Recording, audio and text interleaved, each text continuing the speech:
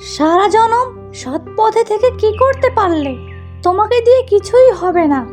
আশেপাশের যত মানুষ আছে সবাই অনেক টাকা পয়সার মালিক হয়ে গেছে, আর তুমি এখনো সেই গরিবই রয়ে গেলে। আমি দেখে তোমার সংসার করি, অন্য কে হলে এই সংসার করতো না। বাবা মার কথার অবাধ্য হয়ে তোমাকে বিয়ে করে ঠকেছি, আর ঠকতে চাই না। এবার সৎ পথে হোক অসৎ পথে হোক একটু টাকা উপার্জন করার চেষ্টা করো। এই গরিবভাবে আমি আর চলতে পারবো না, বলে দিলাম। কিন্তু যা করবা তাড়াতাড়ি করো। আহা গিন্নি, রেগে যাচ্ছ কেন? সৎ পথে থাকলে সৃষ্টিকর্তা একদিন ভালো কিছু দিবে, দেখো। তুমি রাগলে আমি কোথায় যাব? তুমি যদি আমার পাশে না থাকো তাহলে তো আমি ভালো কিছু করতে পারবো না। আর আমি তো চেষ্টা করছি, এখন হচ্ছে না, সেটা কি আমার দোষ বলো? আর আমাকে দিয়ে অসৎ পথে কোনো ইনকাম হবে না, এসব আমি করতে পারবো না। সৎ পথে কম খেলেও শান্তি, অসৎ পথে বেশি খেলেও শান্তি নাই। তাই আমি সৎ পথেই থাকতে চাই, বুঝলে? কি রে, তোর আবার কি হলো? বুঝতে পেরেছি, আজও বউয়ের সাথে ঝগড়াঝাটি করে এসেছিস, তাই না? শোন, তুই যেভাবে জীবনযাপন করতে চাচ্ছিস সেভাবে জীবনযাপন করা সম্ভব নয়। এই সমাজে বাঁচতে হলে, বড় হতে হলে একটু একটু অসৎ কাজ করতে হয়, নয়তো বড় হওয়া যায় না। এই যে আমাকে দেখ, আমি যে মোটামুটি টাকার যে পাহাড় গড়েছি, সেটা কি সৎ পথে সম্ভব হতো? একটু অসৎ পথে হেঁটেছি, তাই টাকার মালিক হতে পেরেছি। তুই আমাকে দেখ, আমাকে থেকে শিখ। না রে ভাই, আমাকে দিয়ে এসব সম্ভব নয়। আমি না খেয়ে থাকবো, তবুও কোনো অসৎ পথে ইনকাম করতে পারবো না। আর তোর ভাবি ঘরে যতই চেঁচামেচি করুক, মেয়ে মানুষ একটু চেঁচামেচি করবে, তাই বলে আমি অসৎ পথে হাঁটবো? না না না, এটা আমার দ্বারা সম্ভব নয়। তুই যতই টাকার মালিক হস, সেটা তোর বিষয়। আমি এই পথে হাঁটতে পারবো না রে ভাই, মাপ চাই। আসছি তোর কাছে একটু সাজেশন নিতে, তুইও সেই আমার বউয়ের পথেই হাঁটছিস। সম্ভব না ভাই, অসৎ পথে আমি ইনকাম করতে পারবো না। 2 টাকা করি আর না করি, সেটা সৎ পথেই করব। যেখানে যাই সেখানেই 2 নাম্বার লোক। সমাজটা তো এই কারণেই নষ্ট হয়, অসৎ পথে ইনকাম। আর এই ইনকাম করার জন্য যত অসৎ কাজ করে, সমাজটা শেষ। আসেন আসেন নবাবজাদা, এতক্ষণে আসার সময় হলো। 2 টাকা ইনকাম করার মুরুদ নেই, খালি খাওন আর ঘুরে বেড়ানো, সংসারের দিকে কোনো খেয়ালই নেই। 2 টাকা ইনকাম করতে বললে সে সৎ পথে ছাড়া ইনকাম করতেই পারবে না। একে নিয়ে যে আমি কি করি, এই সংসারে আমার ভালো লাগে না। কিসের জন্য যে এই নির্বোধ লোকটাকে বিয়ে করলাম? আহা গিন্নি, সবসময় চেঁচামেচি করো না তো, আর চেঁচামেচি ভালো লাগে না। দেখছি কীভাবে টাকা রোজগার করা যায়, দেখছি। চেঁচামেচি করবে না, নয় তো কি করবে? আপনার সাথে ভালোবাসার কথা বলবে। এইদিকে গরুর ছানাটা হারিয়ে গেছে, কখন থেকে আশেপাশে সব জায়গা খুঁজেছি, কোথাও দেখতে পাচ্ছি না। আপনাকেও খুঁজে পাচ্ছি না। আপনি কোথায় ঘুরে বেড়াচ্ছেন, আর আপনি বলতেছেন আপনার সাথে ভালোবাসার কথা বলতে? আহ, কি বলছো? একটা মাত্র গরুর ছানা, তাও হারিয়ে গেছে? কি যে ভাগ্য আমার, পোড়া কপাল আমার। তার সাথে জুটেছে তুমিও। তুমি ওই পোড়া কপালের সাথে মিশে তোমার জীবনটাও শেষ। আচ্ছা, আমি দেখছি গরু ছানাটা কোথায় পাওয়া যায় কিনা। হায় রে কপাল, সৃষ্টিকর্তা খালি আমাদেরটাই দেখে, অন্য কারোটা দেখে না। আচ্ছা, আমি একটু ওই দিক দেখে আসি।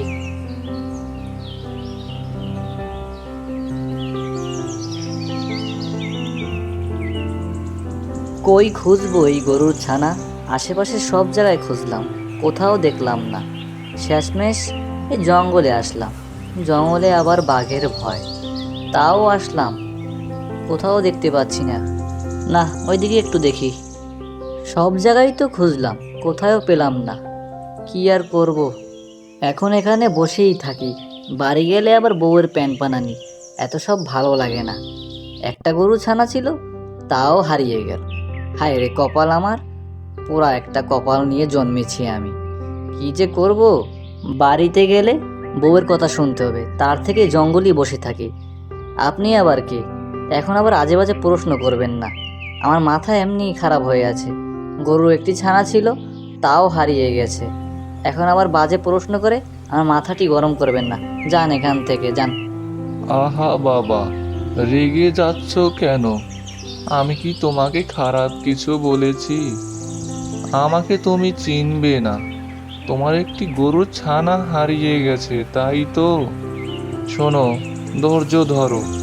তুমি একজন ভালো মানুষ। সৃষ্টিকর্তা এর থেকেও বেশি তোমাকে দান করবে। কাকা কিছু মনে করবেন না, আসলে এই গরুর ছানাটা হারিয়ে গেছে, তাই রেগে গেছি।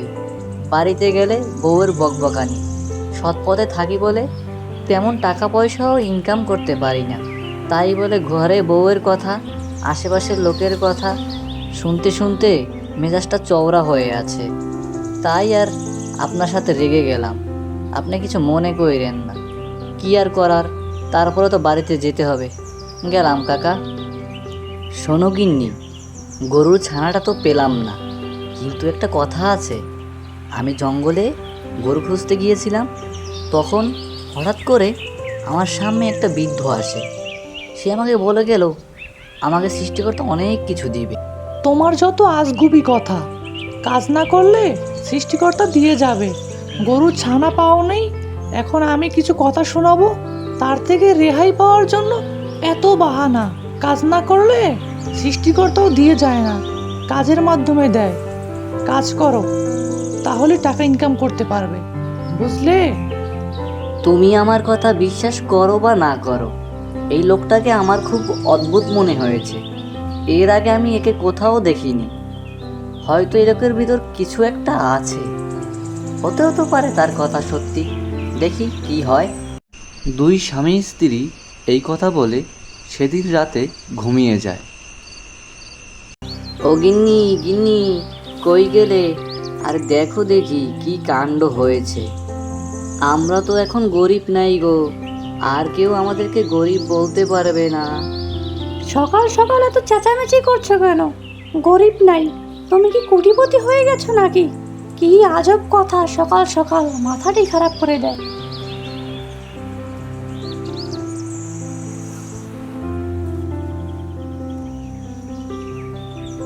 কি হলো? সকাল সকাল এত চিল্লাচিল্লি করছো কেন, বলো দেখি।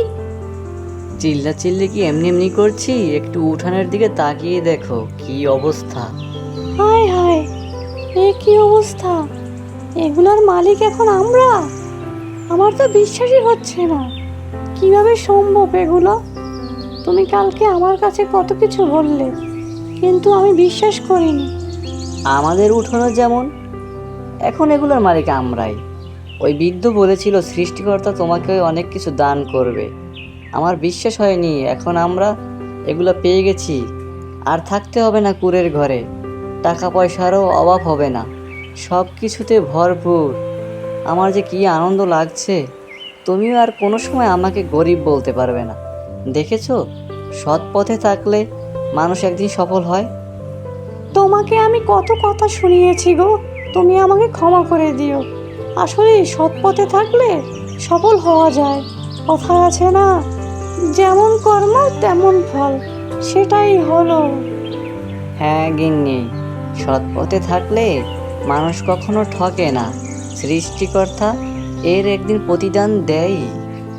হ্যাঁ গো হ্যাঁ, এখন থেকে আমিও সৎ পথে চলবো। কর্ম ভালো থাকলে কর্মফলটা ভালোই হবে, আর খারাপ করলে কর্মফল খারাপ হবে। আমি এখন থেকে তোমার কথা শুনেই চলবো।